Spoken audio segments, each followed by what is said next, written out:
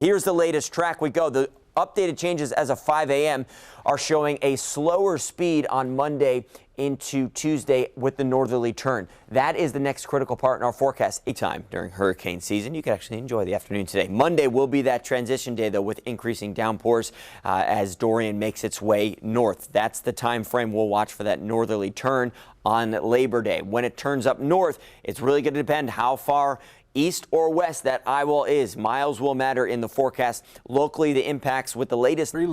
You know, I'm glad you mentioned when we're going to see impacts, because if you go to social media, you see folks are frustrated, Steve. Yep. They want to know when, is this finally coming? We're prepared. We're ready. What's next? The good news is we have the day today and then at least the first half of Monday. But if you have any last minute things to get done, I would say by Monday lunchtime, the latest, okay. But the worst of our weather likely not going to be until Tuesday and Wednesday. Okay. So still some time to kind of, keep an eye on this and monitor the forecast. Most of Florida is in the set stage if we're dealing with ready, set, go. However, some updates from early this morning with some tropical storm warnings in place for parts of South Florida. We'd put them in the go stage. But again, we are in that set stage, which means we're just going to sit back, stay prepared, stay vigilant, stay locked into the forecast, and then watch closely this monster of a hurricane. Look at the well-defined eye. This is headed right towards the northwestern Bahamas with the life-threatening storm surge and the devastating winds. This is an extremely dangerous hurricane. The next point in the forecast is when it turns north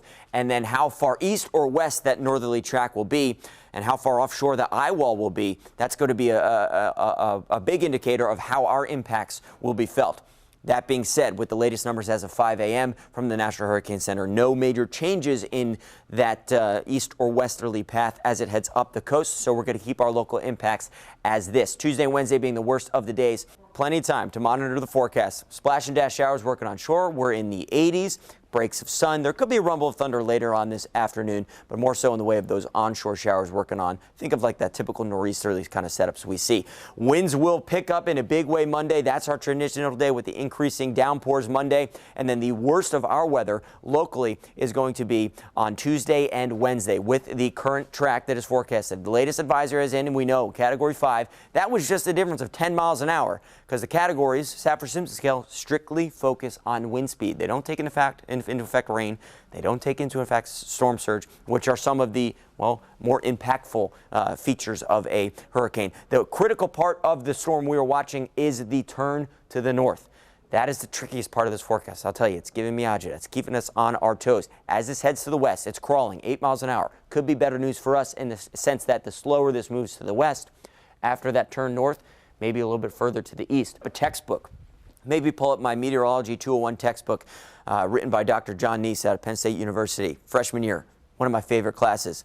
Open up that textbook and you went to Category 5 hurricane. That's probably an image you would see. It's textbook as it gets, and it is impacting the Bahamas through the day today with the life-threatening storm surge. It is a it's an extremely dangerous hurricane. But the current status of this hurricane now is going to be, or I should say, is different than what it's going to be when it swings north. And watch this northerly turn and see how far east or west the eye wall will be offshore. There are still indications that it will remain offshore, but by how much will dictate our local weather. As of now, we haven't tweaked it that much, which is some good news. There's some consistency in our forecast. Tuesday to Wednesday, our worst weather days, particularly for folks in St. Johns and Flagler counties. Winds to 75, gusts to 75, rainfall 4 to 8.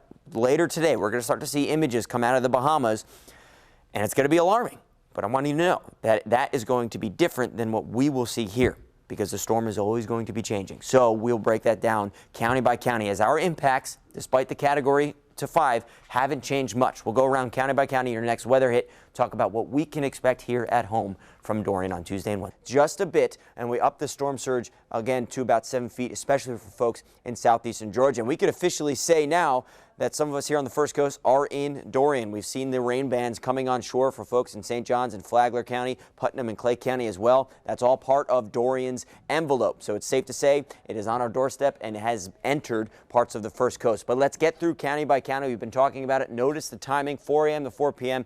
for St. Johns and Flagler. It's the wind gust up to 75 and the storm surge, which will be our biggest concerns. Duval County timing a little bit later, 6 a.m. to 6 p.m. That's the worst of the weather with gusts to 70. 70 and the surge from 4 to 6 feet. It's kind of on and off throughout the rest of our afternoon as these downpours work on shore. Out towards the west for folks along I-75, Lake City, really splash and dash, but heavy on the term splash because they do pack a bit of a punch with a lot of moisture. These are tropical downpours that come from a big heat source, so they have a lot of moisture in them. They're going to dump a lot of rain. But locally, with all the latest numbers coming in, our forecast hasn't changed that much. We still have our tropical storm warnings in place and our hurricane warnings in place. All right, and this just is agreeing with our forecast. This is saying that, okay, everything we've been kind of fine-tuning and tweaking here and there, this supports that and agrees with that. And that is good, and consistency is good when you're dealing with a forecast, especially of this magnitude and especially this many days out, so to speak, when we've been talking about this for days and days. The storm surge warnings, again, still in place for our coastal communities and does include the entirety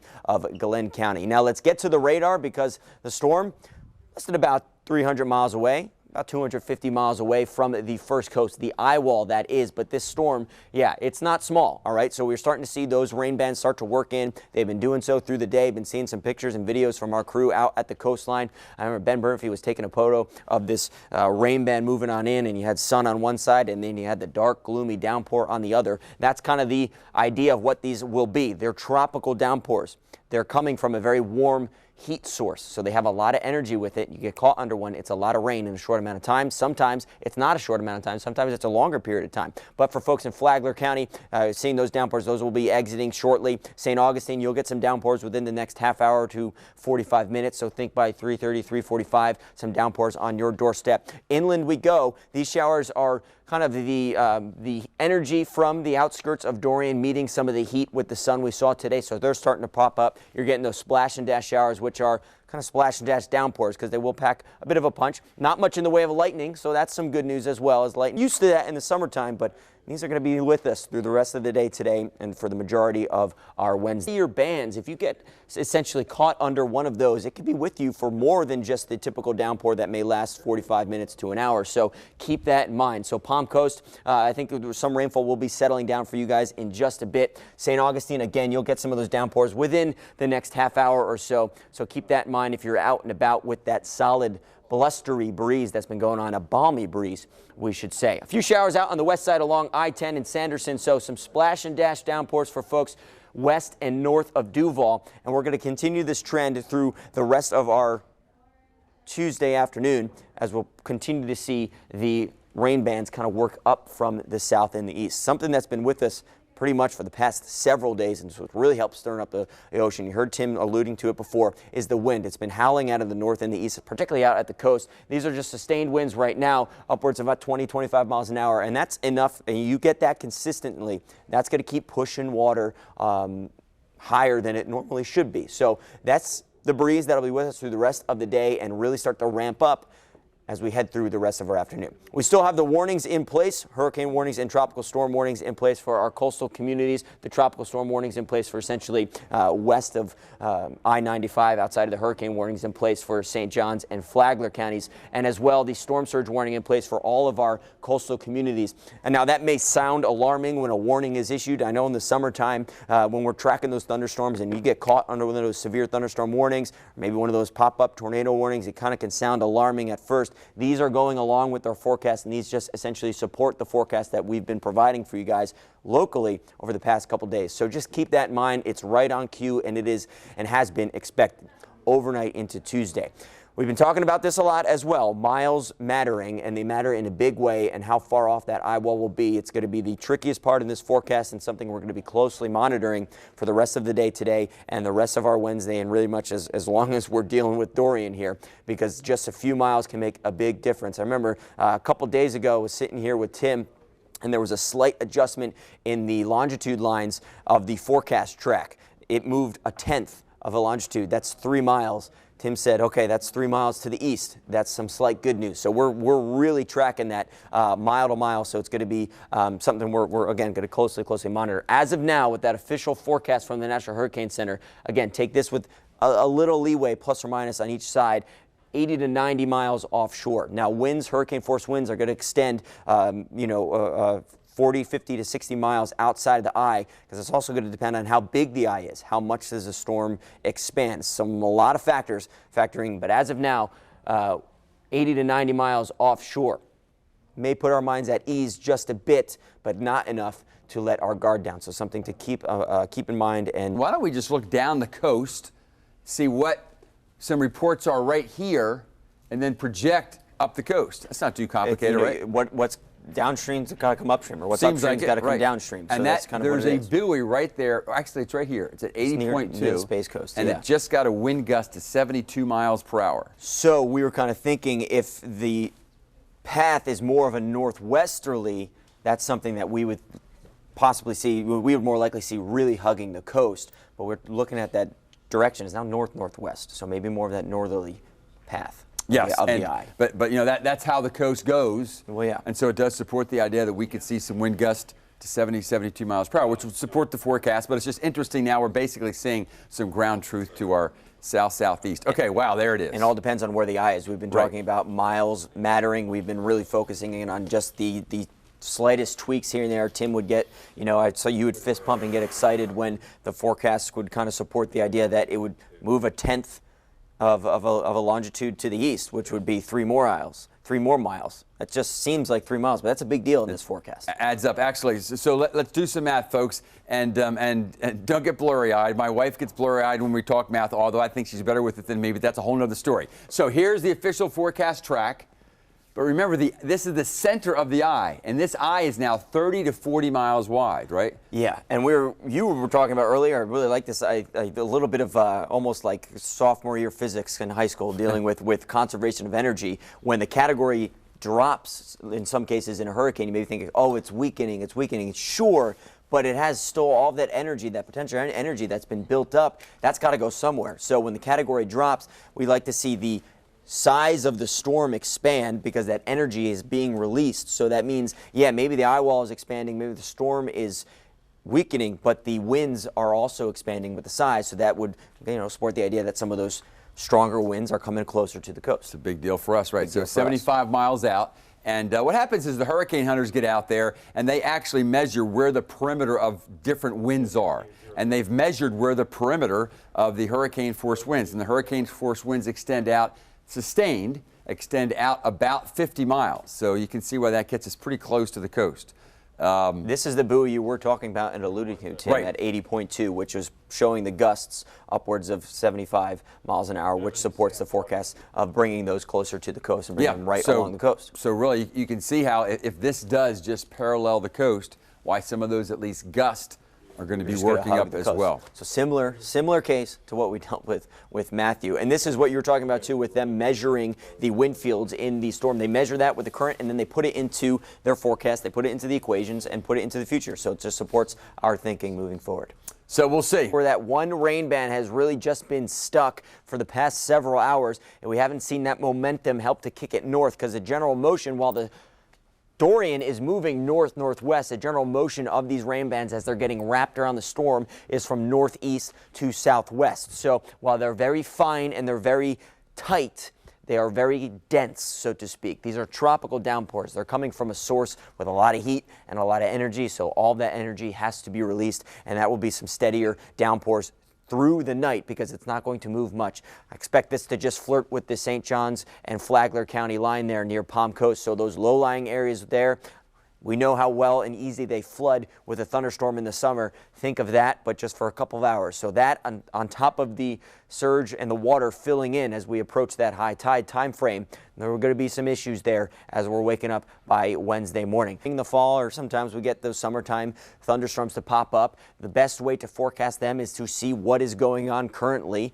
and then to track it from there. And that's kind of the situation we're in right now because we're seeing the rain bands filter in. We're seeing the data from the storm right on our doorstep with the buoys offshore. So it's a good indication to support our forecast, so to speak. We've been talking about the Futurecast takes those rain bands through the day today, Wednesday. This is midday. Notice the heaviest still offshore, but those rain bands will stretch far beyond the eye wall, as will the winds. Here, just got to get through this high tide because by the time Dorian makes its way up the coast north, picks up a little speed, the winds will shift a little bit more so out of the northwest, and that will help kind of ease these water surging in kind of relax that a little bit. So just the one high tide to get through for folks in St. Augustine, St. Johns County, which is sort of building in now. We've been talking about we got to watch the eye wall closely. It's 140 miles away with the official forecast from the National Hurricane Center, really about 75 miles for the eye wall from our coastal communities. Now, a mile or two can make a big difference. Here's an example of that. From 1 a.m. on Monday, which was 2 days ago, we were kind of tracking the eye here as it cruised through the Grand Bahamas. This is the Bahamas. This is the Grand Bahama Island here. So from 1 a.m. Monday to 1 a.m. Tuesday,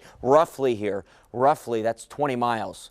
All right, in a 24-hour time period. So in 24 hours, Hurricane Dorian moved through the Grand Bahamas 20 miles. For perspective, Duval County is 40 miles wide. That's half of that. That's like driving from Jack's Beach down Beach Boulevard to downtown.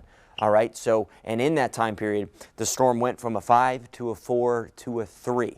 All right, so a couple miles in each direction could make a big difference. But the good thing that we've been seeing is the consistency with our forecast. So that keeps our forecast what we've been dealing with. That is a lot of rain. The good news is there hasn't been too much rain elsewhere in this area. So there's given some opportunity for that rain to drain out. But that's something that we're going to expect to see progressing through the day. These heavy rain bands slowly moving north. So let's move slowly. I'd report of a 52-mile-an-hour wind gust out at the pier. On the water vapor loop, to something to solidify and really support the northerly track of the storm is the green colors out towards the eastern side of the storm. That's developing convection, that's developing thunderstorms. When we see that, the center of a storm tends to move parallel to where that is happening. That is happening on the eastern side of the storm. So if that were to move parallel, it would move to the north. So that, again, agrees with our forecast. No major changes to what we were thinking. If that alarm you, this supports our idea that the strongest of the winds will come right to our coastline. So we do expect those hurricane force gusts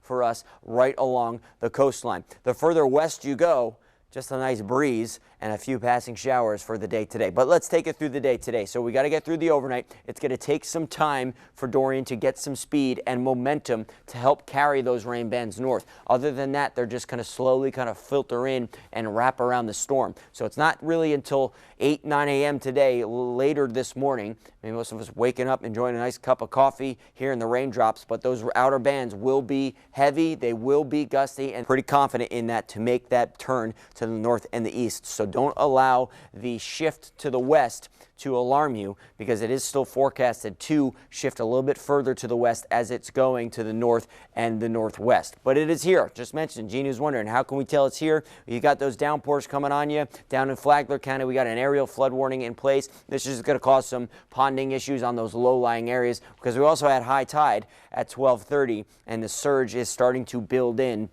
as we progress into the morning. Not so until the sun should come up for folks in Flagler County and St. Johns County. High tide in St. Augustine downtown was 12:30 as well, so the tide should be dropping as the surge is peaking. Maybe a little bit of a positive note with this forecast as we move forward. And as we move forward, those downpours now moving into Nocatee. They've just been flirting with the coastline all night tonight and will continue to do so. The good news is the heaviest of them still remain just offshore. You notice those with the colors there, the yellows, the oranges, and even further way out, that 70+ miles out to that eye wall, still well offshore. Some of the showers will be settling down, continue to settle down, but a few brief downpours just east of I-95 down in St. John and Flagler County through the next couple of hours. But this steadier rain right along the coastlines of St. Simons, Brunswick, down to Fernandina, Amelia Island, St. Mary's will be with you through at least 10 and 11 o'clock, as that edge of the rain will just be sitting there through the next couple really hours into the night we go.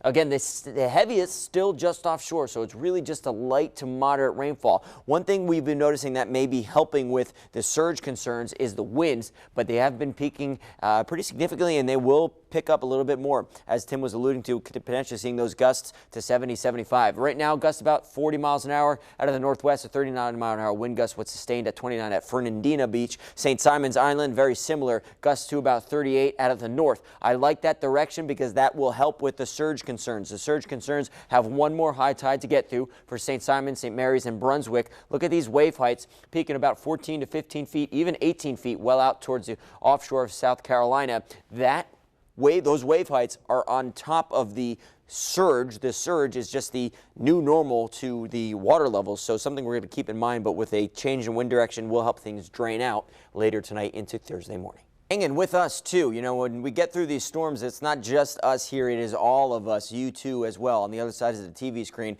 And one way we communicate very well with you folks is through our First Coast Weather Watchers page. This has been growing over the past really several months, and we really do enjoy the interaction, and we love seeing you guys posting pictures in here. And all throughout the storm, you guys have been helping us just as much as we've been helping you. It is a two-way street, just like in any relationship. So this is awesome to see everyone posting the pictures. We've been giving some personalized forecasts in here, answering some questions. So if you're not a part of this, we highly suggest that you come join the crew, come join the party, come on in to search First Coast Weather Watchers. There are plenty of pictures coming in. Here are some from Brunswick off of 17, so some flooding issues going on here as what we're alluding to with the storm surge for folks in.